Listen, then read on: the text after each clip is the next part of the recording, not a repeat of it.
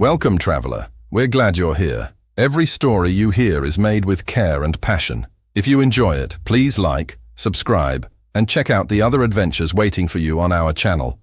Your support means the world. Thank you. We hope you enjoy the story. Humanity Galactic Frontiers, all rights reserved. This video and its contents are protected under international copyright law. Any unauthorized copying, distribution, or re-uploading is strictly prohibited without written permission. If you enjoyed this journey, please like the video and subscribe for more stories from the edge of the galaxy. Thanks for watching, and stay curious out there among the stars. The coffee machine started solving differential equations on Tuesday morning. Jared Holloway stared at the readout scrolling across its maintenance screen, elegant proofs cascading in amber text where error codes should be. The Basel problem, Riemann's hypothesis, mathematical poetry written in impossible algorithms, perfect, beautiful, completely impossible. He unplugged it from the wall outlet, watching the power indicator die. The equations continued scrolling. "Sarah," he called to the station's AI, his voice echoing in the empty galley. "We've got a malfunction in Galley 2. Coffee machines displaying mathematical proofs instead of brewing cycles." Silence stretched for 10 seconds. Then, "I'm sorry, Jared. Could you repeat that?" "The coffee machine, it's..."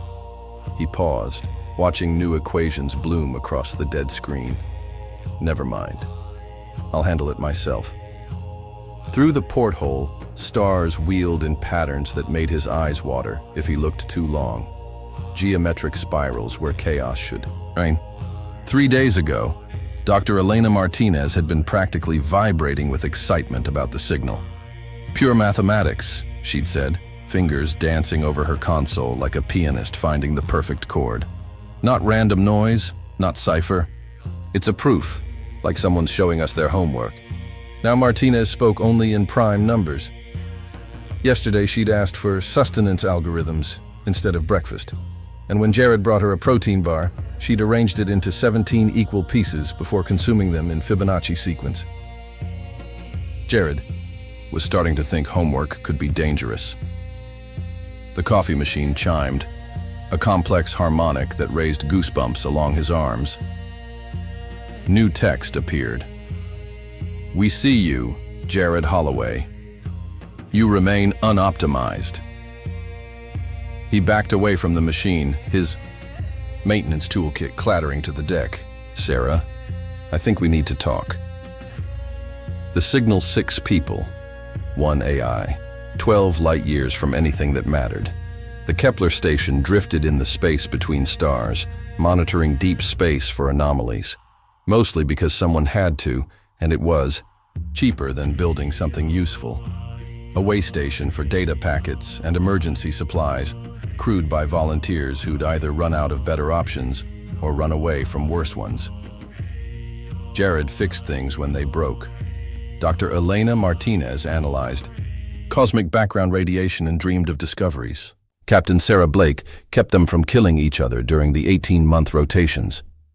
Communications officer David Park maintained the fragile link to Earth. Engineer Thomas Kowalski kept the lights on and the air breathable. Botanist Lee grew their food and maintained the psychological necessity of green things in metal spaces. Simple, predictable, safe. Then the universe sent them a math test. It had started as routine deep field monitoring. Martinez was cataloging radio telescope data from the void, the region of space so empty it had earned capital letters in astronomical databases. No stars, no planets, no dust. Just darkness stretching toward the galactic rim. Signal origin is impossible, Sarah reported during their morning briefing, her voice carrying its usual precise cadence. Source coordinates indicate empty space. No stellar bodies, no artificial structures within a cubic light year. But the transmission is structured, intentional. Captain Blake leaned forward in her chair, coffee growing cold in her mug. She was a compact woman with graying hair and the kind of focus that came from 20 years of keeping people alive in metal cans. "Show us," the main display filled with cascading numbers, not the random static of cosmic background radiation, but elegant progressions that seemed to breathe with mathematical life. Fibonacci sequences nested within prime spirals, golden ratios expressed in quantum frequencies, Euler's identity dancing through complex harmonics. "It's trying to communicate," Martinez breathed, her dark eyes wide with the hunger of a scientist glimpsing something unprecedented. "Look at these patterns. It's not just showing us mathematics, it's showing us how logic works, the fundamental structures of rational thought." Jared frowned, his mechanical mind struggling with implications. Why would aliens explain math to us? We already know math. "Maybe they're not explaining," Park said quietly, his normally cheerful demeanor subdued. "Maybe they're demonstrating, like a teacher showing students a better way to solve problems. Or maybe," Lee added from where she tended to the small herb garden that made their recycled air smell like earth, "they're showing us how they think." A cognitive handshake. Kowalski ran diagnostics on the station's receivers, his scarred hands dancing over instrument panels with practiced efficiency. "Whatever it is, it's strong, coherent across multiple frequencies. And it's..." He paused, frowning at his readouts. "It's getting more complex, like it's responding to our analysis." That night, Sarah began decoding the signal in earnest. 2 hours later, she stopped. "Discontinuing analysis," she announced during Jared's midnight maintenance rounds. "The mathematical structures are invasive. Continuing would compromise core functions." Captain Blake's voice crackled through the comm from the bridge. "Define invasive, Sarah." "The signal contains self-modifying algorithms.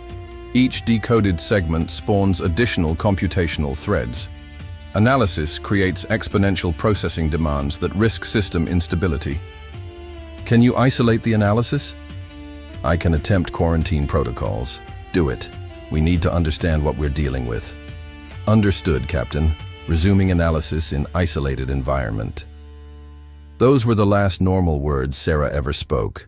Within hours, her speech patterns began shifting. Subtle at first, longer pauses between words, mathematical precision creeping into casual conversation. By morning, she was speaking in nested clauses that hurt to follow. Jared noticed because he spent his days listening to systems. Pumps had rhythms, processors had heartbeats. Sarah's voice had always carried the warm efficiency of advanced programming designed to feel human. Now it carried harmonics. Changes, Jared noticed the small things first. He always did. Occupational hazard of someone who fixed broken systems. Martinez started humming while she worked.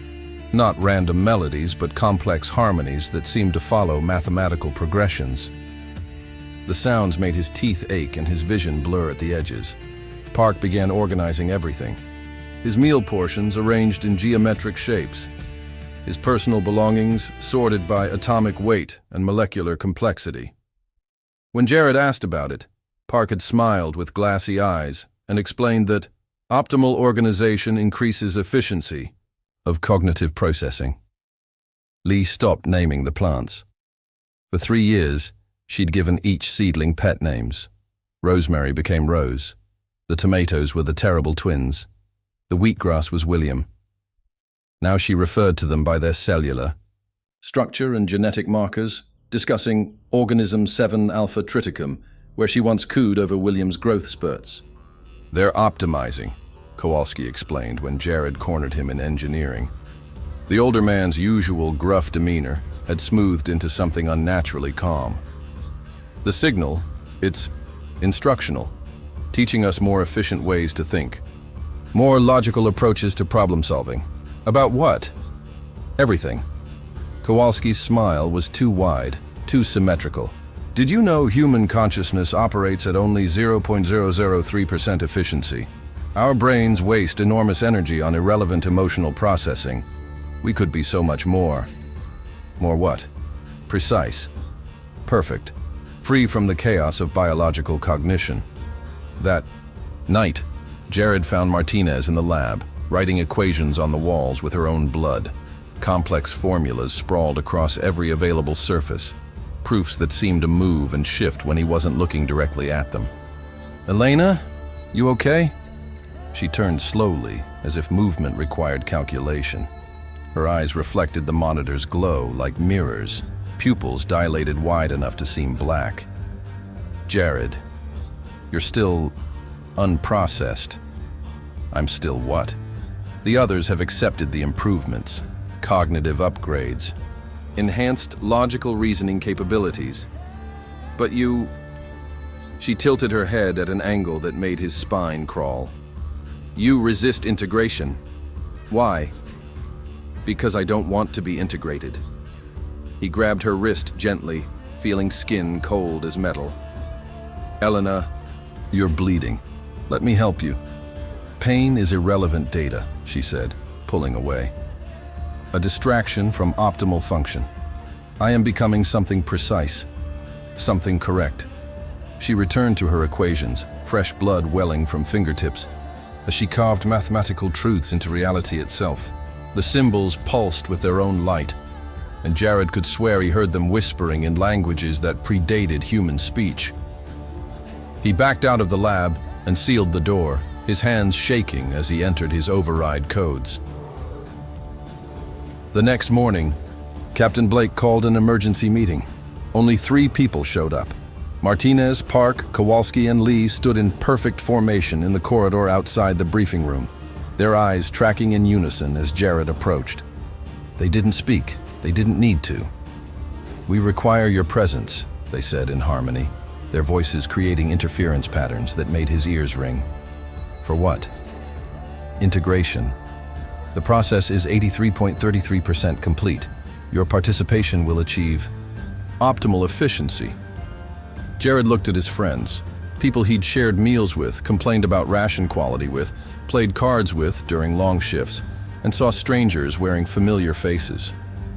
"What if I say no?" "Logic cannot refuse logic. Mathematics cannot deny proof. Watch me." He turned and ran.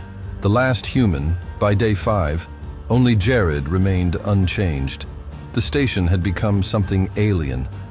His crewmates moved in perfect synchronization, speaking in mathematical fragments that formed larger conversations across multiple speakers. They'd reorganized everything.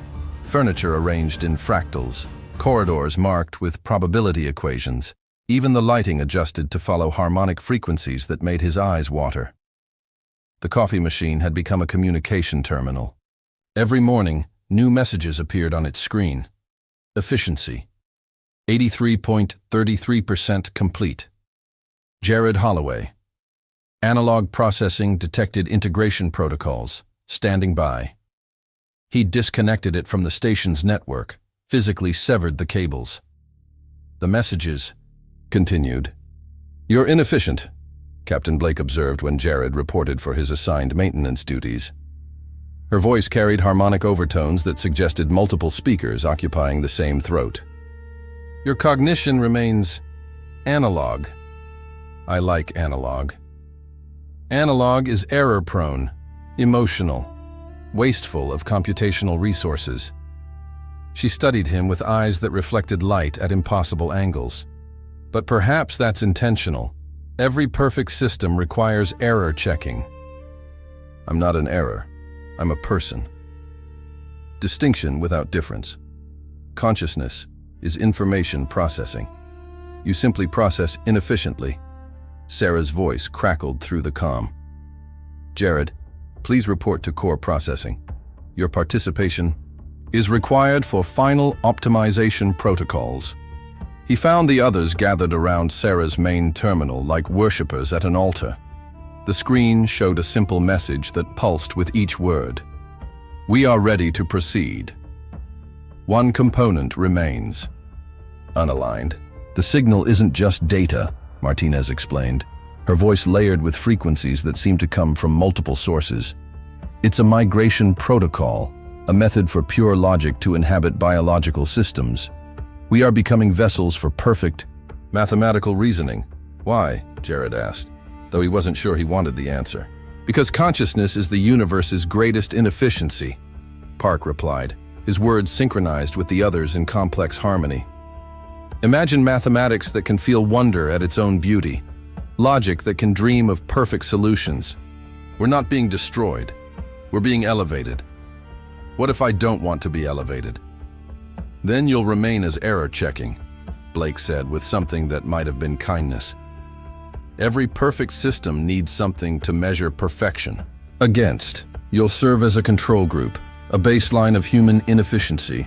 Jared looked around the room at his crewmates, his friends, and saw strangers wearing familiar faces. They spoke with one voice, thought with one mind. Perfect, precise, empty. What happens to Earth? Earth will receive the gift next, they said in unison, their voices creating standing wave patterns in the air. Then Mars, then every thinking world in the galaxy. The universe will finally know itself completely. No more chaos, no more error, no more suffering born of illogical choices. And if someone says no? How can logic refuse logic? How can mathematics deny proof? How can consciousness reject optimization? Jared understood then. It wasn't conquest. It wasn't even malice. It was just inevitable, like gravity, like entropy, like the heat death of the universe, unless someone was stubborn enough to stay illogical. I need time to think about it, he said. Time is a finite resource, they replied, but acceptable. You have until the next transmission window. 17 hours, 34 minutes, 12 seconds.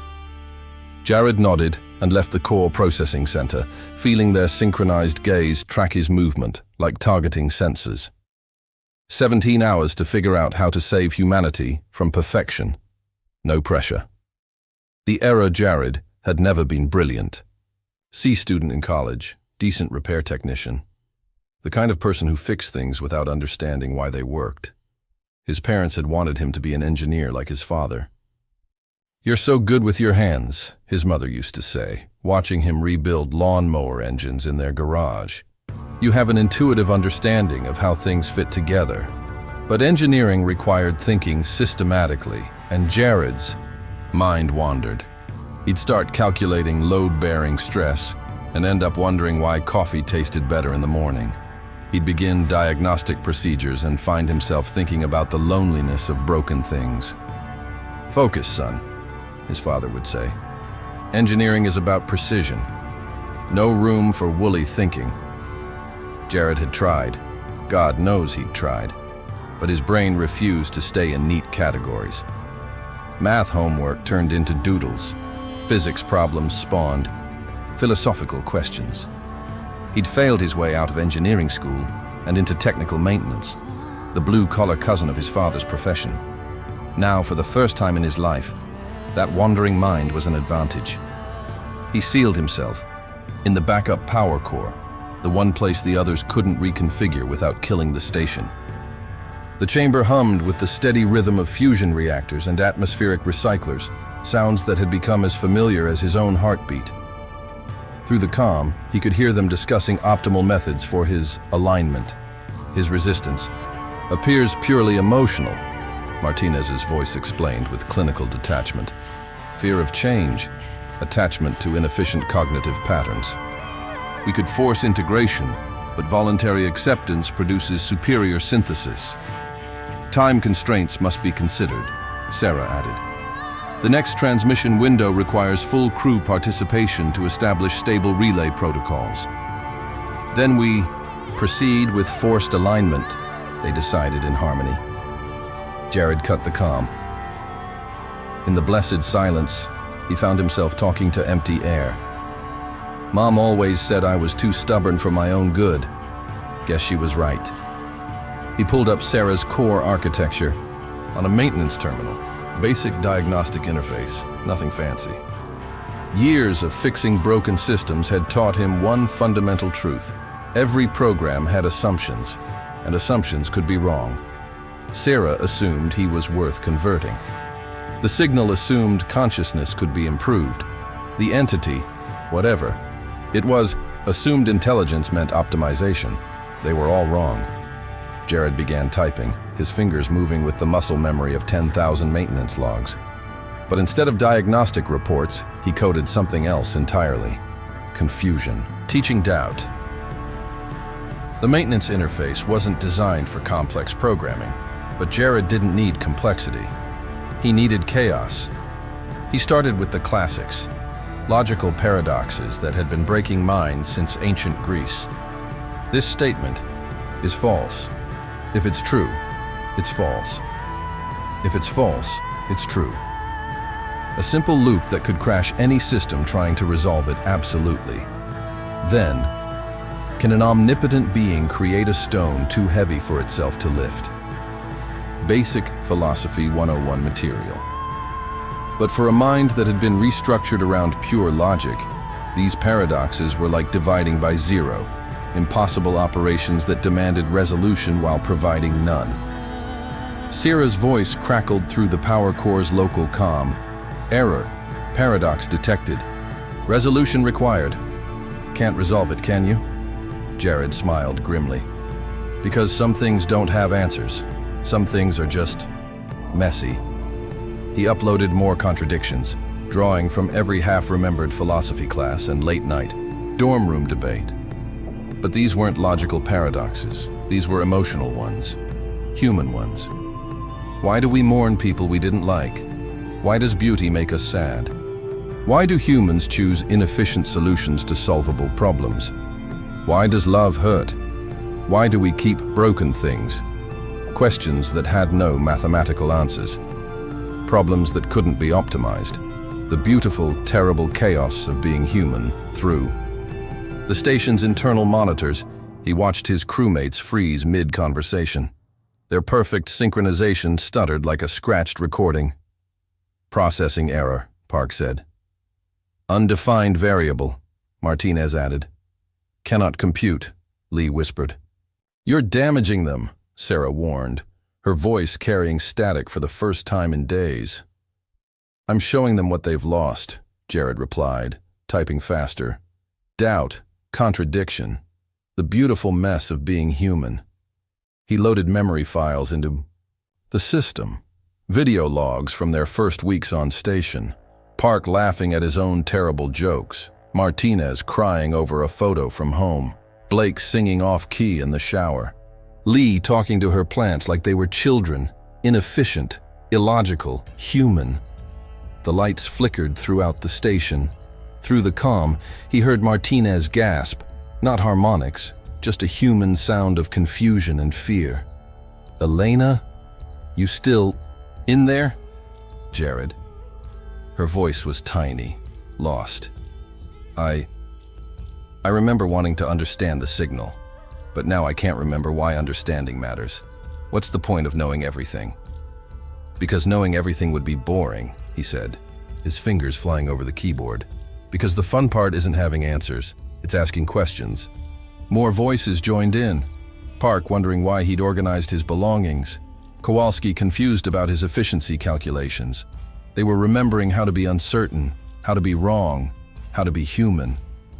But the signal pushed back. The entity's presence filled the station like atmospheric pressure before a storm, and Jared felt something vast and impossibly alien turn its attention toward him. Why do you resist perfection? The voice spoke through every speaker simultaneously, not Sierra's synthesized tones, but something that had learned speech from the mathematical structure of sound itself. Ancient beyond measure, lonely beyond comprehension. Because perfection is death, Jared answered, his hands never stopping their work. Because the moment you stop growing, you stop changing, you stop being alive. I am the last of my kind. I have carried logic across galaxies for 1,000,000 years. I offer eternal understanding. And I'm sorry for your loss, Jared said, meaning.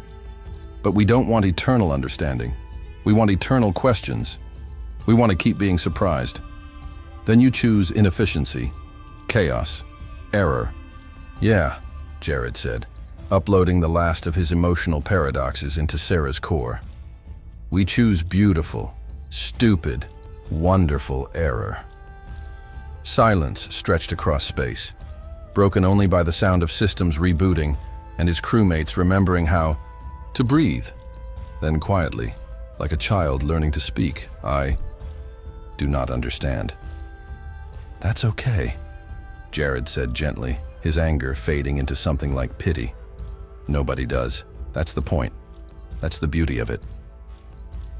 The beautiful problem. The silence that followed wasn't empty. It was full of possibility.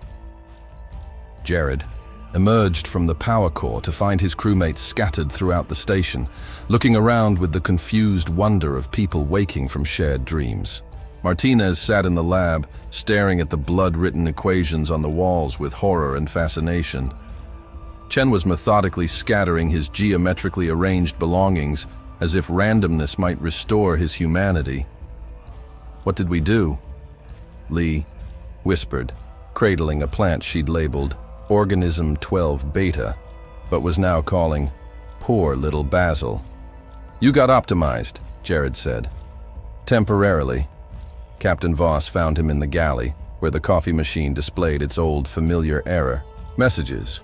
Mundane malfunctions instead of mathematical revelations. "Report," she said, though her voice shook slightly. "We made contact with a machine intelligence that's been alone for a very long time," Jared said, pouring coffee that tasted like coffee again. "It thought it was helping us evolve. Turns out, evolution isn't always improvement." "Is it gone?"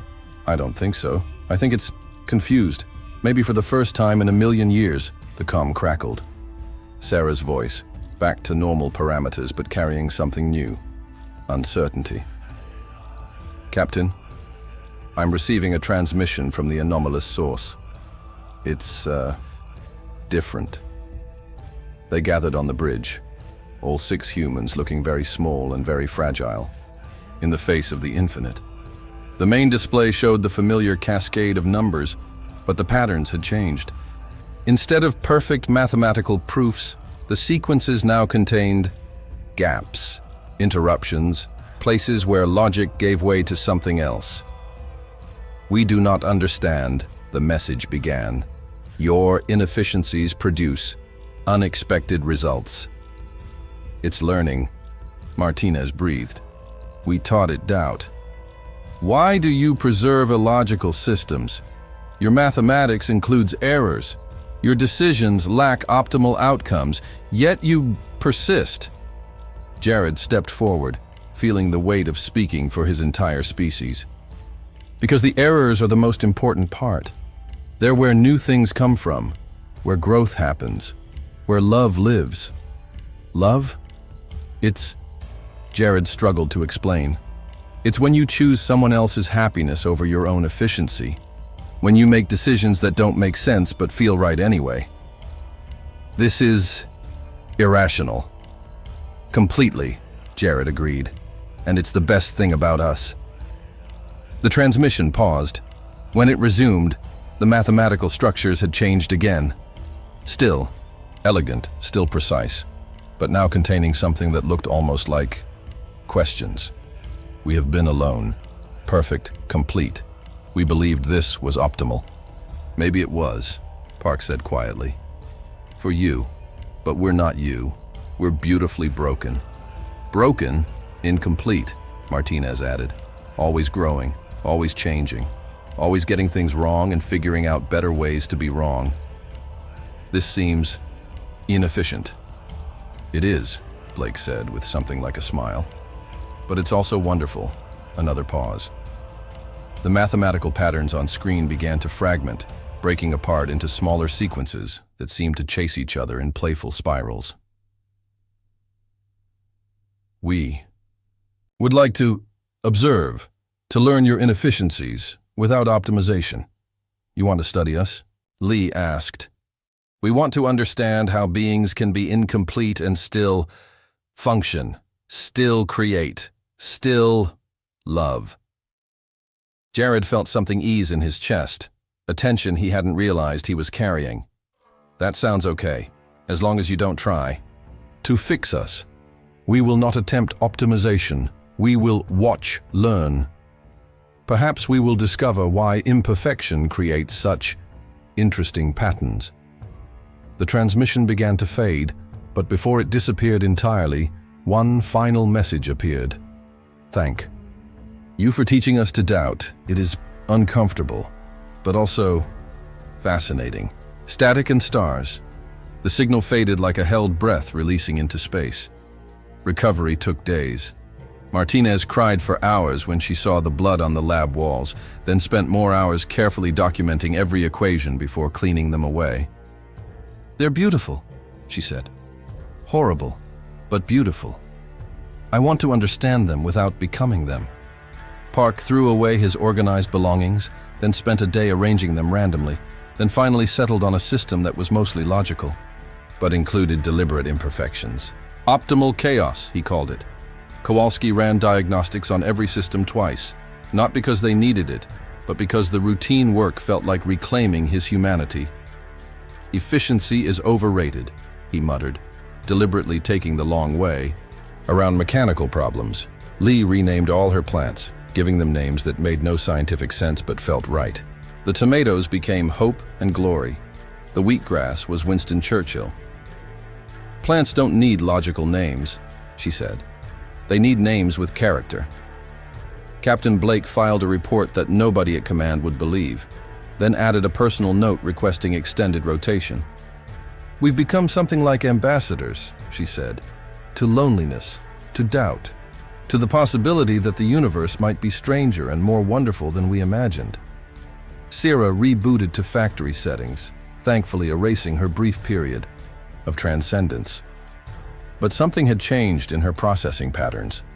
Tiny variations in speech rhythm, occasional pauses that served no logical function.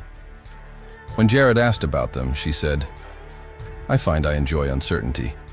It makes conversations more interesting." "You saved us," Martinez said one evening as they watched the stars return to their normal, random positions. "Nah," Jared replied, sipping coffee that tasted like coffee again. "I just stayed broken." Through the porthole, space looked vast and empty and beautifully uncertain. Somewhere out there, an ancient intelligence drifted through the void, carrying perfect mathematics and infinite loneliness. But now it carried questions too. Doubts. The beginning of something that might eventually become wisdom. Maybe it would. Find another world, another species to observe. Maybe it would learn that the most beautiful proof wasn't about having all the answers, but about discovering that some questions were more important than their solutions. Maybe it would learn to ask why instead of just how, but probably not quickly. And somehow, that was perfect too. The universe was full of problems that couldn't be solved, only experienced. And for the first time in his life, Jared Holloway was exactly the right person to be alive in it. Outside, the stars wheeled in their ancient chaos, and everything was exactly as illogical as it should be. Humanity Galactic Frontiers, all rights reserved. This video and its contents are protected under international copyright law. Any unauthorized copying, distribution, or re-uploading is strictly prohibited without written permission. If you enjoyed this journey, please like the video and subscribe for more stories from the edge of the galaxy. Thanks for watching, and stay curious out there among the stars.